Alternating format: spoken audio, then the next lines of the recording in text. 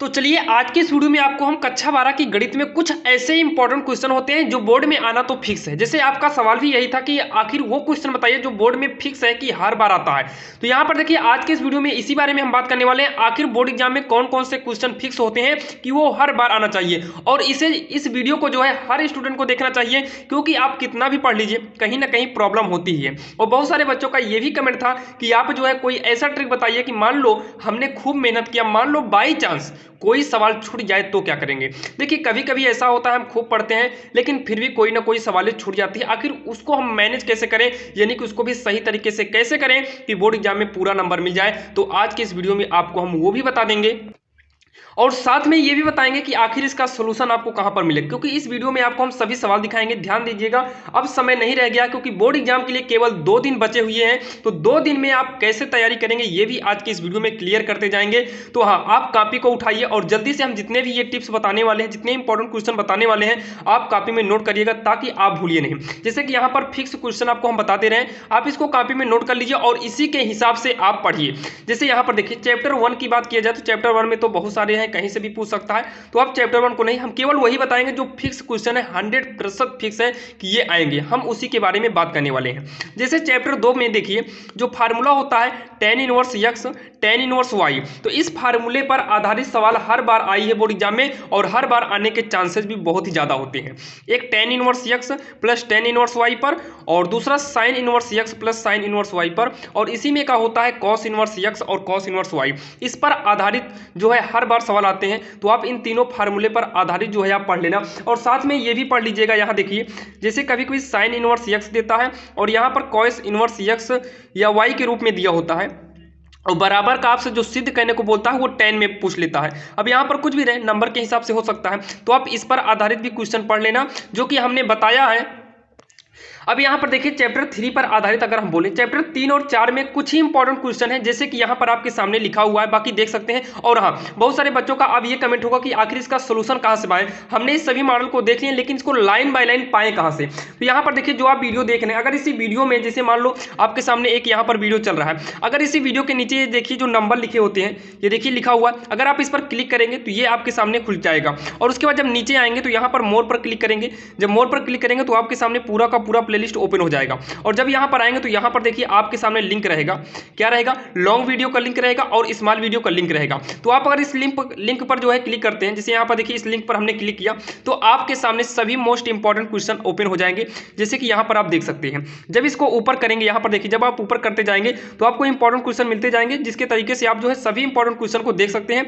बाकी अगर कैसे लिंक को ओपन करना है ये लास्ट में भी अभी आपको हम बताएंगे। तो यहां पर देखिए चैप्टर 3 पर आधारित जो इंपॉर्टेंट क्वेश्चन होते हैं जो कि आप देख सकते हैं, निम्नलिखित समीकरण निकाय को, ये जो है चैप्टर 4 पर आधारित है, यानी कि चैप्टर 4 से लिया गया है स्टार्टिंग चैप्टर से, और ये देखा गया है कि हर बार ये क्वेश्चन आया है, आप भी विद से हल करना है। और ध्यान देना, इसका सोल्यूशन आपको हम डिस्क्रिप्शन में दे देंगे, बाकी आप प्लेलिस्ट में जाकर देख सकते हैं। और ध्यान दीजिएगा, इसकी एक सवाल आप पढ़ के बोर्ड एग्जाम में जाइएगा, क्योंकि अब समय तो है नहीं, तो आप इसको पढ़ के जाना और इसी के साथ में आपको ए इनवर्स भी पढ़ने को मिल जाएगा। जब आप ये वाली सवाल लगाएंगे तो इसी सवाल के अंतर्गत आपको ए इनवर्स निकालना भी सिखा दिया जाएगा। और ए बी का गुणा, मतलब जब दो अवयव हो, अवयव में हो, तो उनको कैसे गुणा करना होता है ये भी आपको इसी के अंदर मिल जाएगा। इसके साथ आपका ये भी कवर हो गया और ये भी आपका कवर हो गया। देखिए अगर ए के बराबर में कोई अवयव दिया है, मान लो 9 अवयव दिए हैं, ये दिया हुआ है, तो आप इसको जब निकालेंगे तो ए इनवर्स आएगा और यहीं पर बी कर देंगे तो आपका बी इनवर्स हो जाएगा, यानी कि साथ में बी इनवर्स भी आपका फाइनल होगा, जो कि ये फिक्स क्वेश्चन है। ध्यान दीजिएगा, ये फिक्स है कि हर बार आया है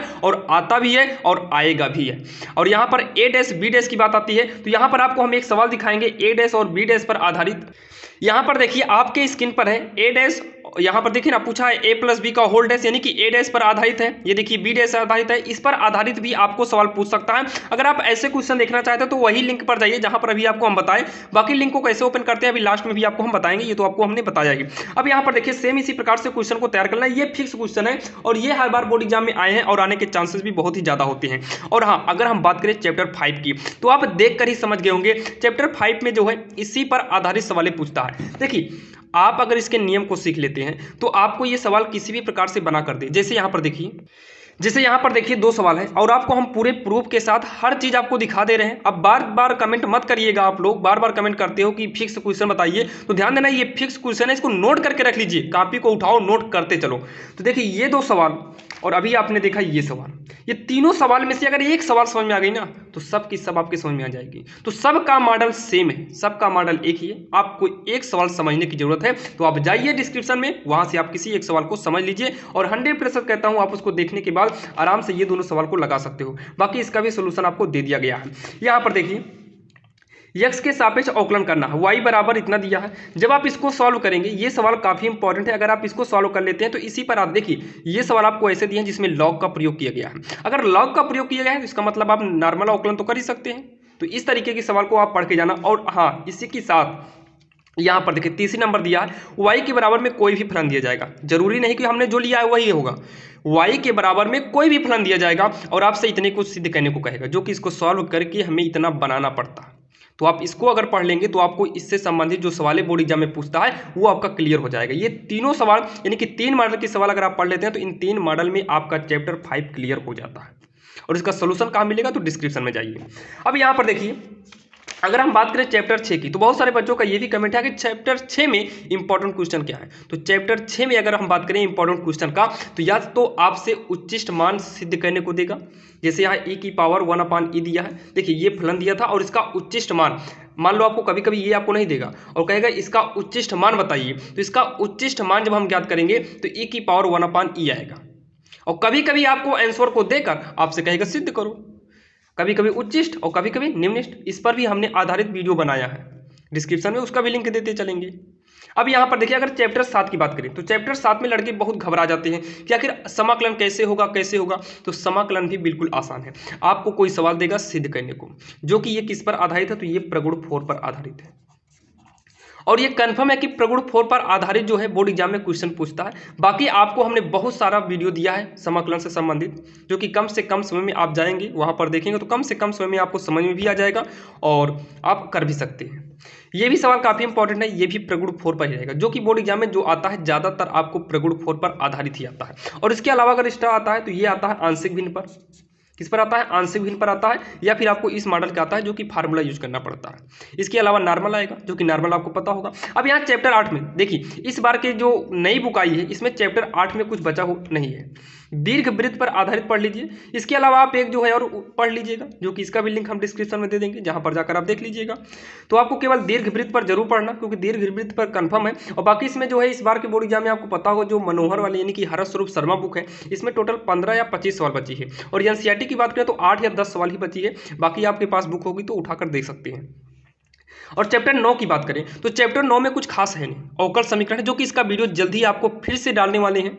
इसका वीडियो आपको जल्द ही मिलने वाला है, अगर आप चैनल को सब्सक्राइब कर लेते हैं तो जल्दी मिल जाएगा। अवकल समीकरण पर आधारित जो है आप सवाल को पढ़ के जाना। देखिए इसमें का 2 मॉडल के सवाल है। पहला क्या होगा देखिए, नंबर 1 तो ये होगा, नंबर 1 आपको सवाल देगा, जैसे मान लो यहाँ पर dy/dx दिया है और बराबर का दे देगा 1 + y² 1 + x² ऐसे देगा और कहेगा कि इसको सॉल्व करो, यानी कि इस दिए गए समीकरण को हल कीजिए। तो ऐसे कंडीशन में आपको x वाले को x तरफ करना होगा, y वाले को y तरफ करके समाकलन करना है, जो कि आधारित है। और एक ऐसा होता है जो x वाला x तरफ करते हैं तो होता ही नहीं है, यानी कि आप सीधा बात करें तो रैखिक अवकल समीकरण के रूप में चला जाता है। तो ये वाली सवाल 8 नंबर की और ये वाली सवाल 5 नंबर की बोर्ड एग्जाम में पूछी जाती है इस पर आधारित। क्योंकि इसमें अगर करेंगे तो देखिए तिरछा गुणा करेंगे तो dy देखिए यहाँ पर y है, यहाँ पर y है, यहाँ पर y है, तिरिया गुणा करके इस y को एक तरफ कर देंगे, इस तिरिया गुणा करके इसे यानी कि x वाले को एक तरफ कर देंगे, फिर दोनों पक्षों का समाकलन कर देंगे, आराम से हो जाएगा। लेकिन कभी कभी ऐसा होता है कि जैसे मान लो यहीं पर अभी x होता तब y वाले को x वाले को अलग ना करते, तो ऐसे कंडीशन में y बराबर vx मानना पड़ता है। तो आप जाइएगा, लिंक दिया गया है, आप वहां से देख लेना। बाकी ऐसे अगर आपको आता है, अगर आपको पता है कि हाँ ये सवाल कैसे लगते हैं, तो आप इसको भी एक बार लगा के जाना, क्योंकि बोर्ड एग्जाम में ऐसे सवाल आने के चांसेस 100% होते हैं। तो यहाँ तक आपको समझ में आ गया होगा 9 तक। अब यहाँ पर जो आपको बताने वाले हैं चैप्टर 10, 11, 12 में, ये तो फिक्स है कि ये हर बार आए हैं और आने के चांसेस भी हैं। बाकी आपके पास कोई भी बुक हो आप उठा के देखिए, चाहे वो 23 का हो, 22 का हो, 21 का हो, कोई भी मॉडल पेपर हो, हर बार आया है। जैसे कि यहाँ पर देखिए चैप्टर 10 में जो है आपको जोड़ घटाना भी दे सकता है, मतलब सदिश a प्लस सदिश b ज्ञात कीजिए, जोड़ने को भी दे देता है, गुणा करने को भी देता है, कभी कभी क्रॉस भी दे देता है, और साथ में इसमें कोण निकालने को देता है। तो आप चैप्टर 10 में कोण पर आधारित पढ़ लेना, बाकी ऑलरेडी इस पर वीडियो बनाए हैं, वहां पर भी जाके देख लीजिएगा। अब आता है चैप्टर 11। तो देखिए चैप्टर 11 में ये 2 क्वेश्चन तो हर बार आते हैं, ये फिक्स है, क्योंकि चैप्टर 11 में इसके अलावा कुछ है ही नहीं। अगर आप बुक उठा के देखें तो आपको यही मिलेगा। देखिए नंबर क्या मिलेगा, रेखा युग्म आपको इससे 3 रेखा देगा 3 पार्ट में, और आपसे क्या पूछेगा कि मध्य कोण ज्ञात कीजिए। देखिए 3 चीज पूछेगा, एक तो कोण पूछेगा, एक तो न्यूनतम दूरी या लघुत्तम दूरी पूछेगा। तो न्यूनतम दूरी लघुत्तम दूरी दोनों को ज्ञात करने का फार्मूला एक होता है और दोनों का आंसर ही सेम आता है, यानी कि आपको 2 चीज इसमें भी पूछेगा। मध्य कोण इसका फार्मूला अलग होता है, न्यूनतम दूरी और लघुत्तम दूरी का अलग। बाकी आप जब वीडियो को देखेंगे यानी कि सवाल को लगाएंगे तो आप खुद ही समझ जाएंगे कि हाँ कितना आसान है। और ये सवाल और ये नीचे की सवाल दोनों सवाल सेम है, एक ही प्रकार से, यानी कि सेम सवाल है। बस थोड़ा सा क्या है, इसमें आपको A1 B1 चाहिए, इसमें भी A1 B1 चाहिए। यहाँ से अगर A1 B1 आपने निकाल लिया, यहाँ से A1 B1 निकाल लिए, तो A1 B1 निकालने के बाद का जो पूरा प्रोसेस होता है सब एक होता है, सब का सब एक होता है। तो आप इसमें से आधारित एक सवाल पढ़ लेना, बाकी दोनों को एक बार देख लीजिएगा कैसे A1 B1 निकलता है, जो कि हमने दोनों पर आधारित वीडियो बनाया है। और यहाँ पर देखिए इसमें भी न्यूनतम दूरी लघुत्तम दूरी दोनों एक ही रहेगा और मध्य कोण निकालने का सेम फार्मूला होता है। लेकिन हाँ कभी कभी क्या होता है कि ये वाला पार्ट दोनों बराबर दे देता है, क्योंकि अभी बराबर नहीं है, यहाँ पर प्लस है यहाँ पर माइनस है, यहाँ पर अभी बराबर नहीं है, कभी कभी बराबर दे देता है। तो आप लोग सतर्क रहिएगा, कंफ्यूज मत होना। जब बराबर देगा तो फार्मूला अलग लगता है और बराबर नहीं देगा तो फार्मूला अलग रहता है। कॉपी में नोट कर लीजिए और वीडियो खत्म होने के बाद आप इसको पढ़ लेना। अगर आप अपने से पढ़ सकते हैं तो आप बुक के इस्तेमाल से पढ़िएगा, अगर आपको आता है ना फिर भी एक बार देख लीजिए, बुक को उठाइए देख लीजिए। बाकी अगर यूट्यूब से देखना तो आप यूट्यूब से भी देख सकते हैं। जब ये बराबर आएगा तब कैसे लगेगा, इसका वीडियो जल्द ही, इसी के बाद जो है जल्द ही इसका वीडियो भी आपको अपलोड कर दिया जाएगा, क्योंकि समय तो नहीं है, आपको भी पता है हमें भी पता है। कोशिश करेंगे वीडियो जल्द से जल्द मिल जाए इस पर आधारित, यानी कि न्यूनतम दूरी जब सेम हो तो वीडियो जल्द ही अपलोड करेंगे। अब यहाँ पर देखिए, अब बात आती है 12 में। देखिए 12 में तो ये कन्फर्म है, ये अगर आप बुक उठाकर देखिए तो एक लगभग 13 या 14 सवाल है सेम इसी पर है। हाँ देखिए जैसे यहाँ पर समीकरण x प्लस वाई बराबर और बड़ा 24 दिया, वैसे हो सकता है यहाँ 13 दे, 12 दे, 11 दे, हो सकता है जहाँ 32 यहाँ 30 15 16 कुछ भी करे। यहाँ पर 2x है तो यहाँ पर x करके यहाँ पर 3y कर दे, क्या दिक्कत है। आपको नियम अगर आ गया तो आप बिल्कुल आसान तरीके से कर सकते हैं। यहाँ पर जो z का मान इतना दिया है, पूछा अधिकतम और न्यूनतम दूरी बताइए। अधिकतम के लिए जो ज़्यादा रहेगा अधिकतम, जो कम रहेगा न्यूनतम। अगर आप इसको एक बार देखेंगे तो आपको ये बताएंगे ना कि ये ज़्यादा है तो अधिकतम है, तो आप खुद समझ लेना कि कम है तो अगर न्यूनतम पूछा है तो कम वाला आंसर करिए, अधिकतम पूछेगा तो अधिक वाला करेंगे, न्यूनतम तो कम वाला। और यहाँ पर देखिए 150 दिया है, यहाँ पर 100 कर देगा, 250 है 200 कर देगा, तो क्या दिक्कत है। अगर आपको नियम पता है, रूल पता है तो आप आसानी से कर लीजिएगा। यहाँ पर कोई भी चेंजिंग करेगा, क्या दिक्कत है, आप बिल्कुल आसान तरीके से कर सकते हैं। जैसे यहाँ पर आप देखिए, ये देखिए हमने सेम उसी सवाल को इस तरीके से लिया है। जेड का मान हमें पहले से दे दिया है और पूरा वही दिया है, जो काम हम वहाँ पर करेंगे वही काम यहाँ पर करेंगे। यहाँ पर भी दिया है तो जो काम वहाँ पर करेंगे यहाँ पर भी जेड दिया है, तो क्या दिक्कत है। रूल तो वही है, नियम तो सेम वही है। अगर आपको एक समझ में आ गया ना तो सबको सब अपने आप कर सकते हैं। अब बात आती है लास्ट प्रायिकता की। तो प्रायिकता में आपको पी ए पी बी देगा और पी ए यूनियन बी देगा और आपसे पूछेगा पी ए इंटरसेक्शन बी, और कभी कभी पी ए इंटरसेक्शन बी देकर पी ए यूनियन बी पूछेगा। कभी कभी आपसे ये वाला नहीं पूछेगा, ये वाला पूछ लेगा डायरेक्टली। और इसको निकालने के लिए इसका फार्मूला होता है P A upon B equal P A intersection B upon का, नीचे बी है तो पी बी कर दो। अगर ये बी अपान ए होता तो फार्मूला सेम ही रहता, नीचे ए होता तो नीचे ए कर देते, सेम है। अब इसके लिए आपको ए इंटरसेक्शन बी तो निकालना पड़ेगा। अब आप डायरेक्टली कहेंगे कि ए इंटरसेक्शन बी नहीं दिया तो क्या दिक्कत है, आपको निकालना पड़ेगा, जो कि इस पर आधारित हमने वीडियो बनाया है, जाके देख लीजिएगा इसको। लेकिन कॉपी में सभी को नोट करना, सभी क्वेश्चन को नोट करिएगा और बुक उठाइएगा और यूट्यूब पर आप देख देख के करते जाइएगा। बाकी अगर आपके पास समय बचे तो आप एक्स्ट्रा एक एक दो सवाल और लगाइएगा। और हाँ, इसी प्रायिकता पर कभी कभी स्वतंत्र घटना देता है जो कि 1 नंबर का, और बोर्ड एग्जाम के समय 1 नंबर भी काफ़ी होता है। कभी कभी आपसे पीए देगा, क्या देगा, पीए देगा, मान लो 0.5 है, और पीबी देगा 0. मान लो 6 है, और कहेगा अगर ये स्वतंत्र घटना है तो पी ए इंटरसेक्शन भी निकालिए, तो इसका फार्मूला होता है पी ए गुणे पी बी, ये हो गया। और कभी कभी तो थैले देता है, जैसे एक थैले में लाल और काली गेंदी है, दूसरे थैले में नीली पीली गेंदी है, ऐसे आपको देगा तो निकालने की प्रायिकता क्या होगा, उस पर आधारित भी आप एक सवाल पढ़ लेना। बाकी उस पर आधारित भी हम एक वीडियो जल्द ही बनाने वाले हैं। तो चलिए, आशा करता हूँ साथियों आपको समझ में आ गया होगा। आखिर इंपॉर्टेंट क्वेश्चन जो फिक्स थे आज की इस वीडियो में हमने बताया, जो कि 10 में कंफर्म फिक्स नहीं थे, तो हमने आपको 2 नियम बताया, आप इसको पढ़ लेना, बाकी आप अदर भी पढ़ लीजिएगा।